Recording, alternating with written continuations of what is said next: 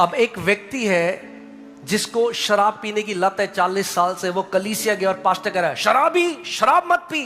वो कहेगा 40 साल से मेरी बीवी भी यही बोल रही है। अगर ये बोल के कि शराब मत पी, शराब छूट जाती तो आज कोई शराबी शराब नहीं पीता।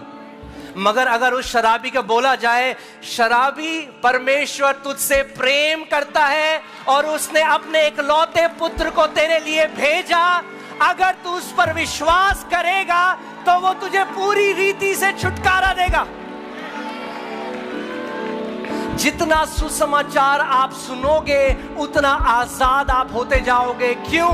क्योंकि रोमियो 1:17 में लिखा है कि सुसमाचार परमेश्वर की सामर्थ है। हालेलुया। यानी जितना सुसमाचार सुनोगे उतना परमेश्वर की सामर्थ को चखोगे। मेरा एक दोस्त है, एक बार उसको मुझे कॉल आया और वो एक पाप की लत में था बहुत साल से। वो तोड़ नहीं पा रहा था उसे। और वो किसी के पास गया, किसी प्रचारक के पास, और उन्होंने कहा कि बाइबल कहती है अगर तू एक पाप को बार बार करता रहे तो फिर तेरे लिए वापस तू पलट नहीं सकता, तूने अपना उद्धार खो दिया। तो उसको बोला उद्धार खो दिया।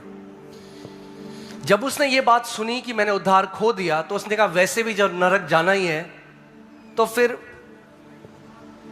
सब करते हैं इस दुनिया में, जब नरक भेजना ही है परमेश्वर ने आखिरी में। तो वो बिल्कुल ही गलत लाइफस्टाइल में चला गया, गलत जीवन जीने लगा। मैंने आपको क्या बताया, व्यवस्था क्या लेकर आएगी? मृत्यु।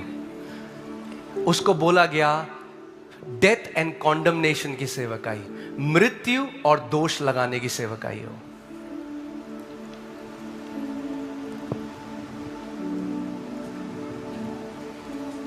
अगर आप एक ऐसे पुलपिट के अधीन हो जहां पे आपको दोष लगाया जाता है तो वो पुलपिट सिनाई पर्वत पे है। मगर अगर आप ऐसे पुलपिट से सुनते हो जहां मसीह को उठाया जाता है तो वो सिय्योन पर्वत में लगा हुआ है।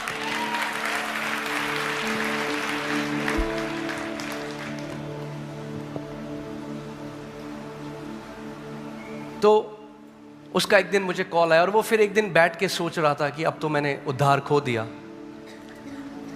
क्योंकि इतने साल हो गए, 10-20 साल हो गए, मैं यही पाप बार बार करता हूँ, बार बार पश्चाताप करता हूँ, फिर वही पाप करता हूँ, फिर वही पश्चाताप करता हूँ, और अब तो मुझे एक परमेश्वर के जन ने भी बोल दिया कि मैंने उद्धार खो दिया है।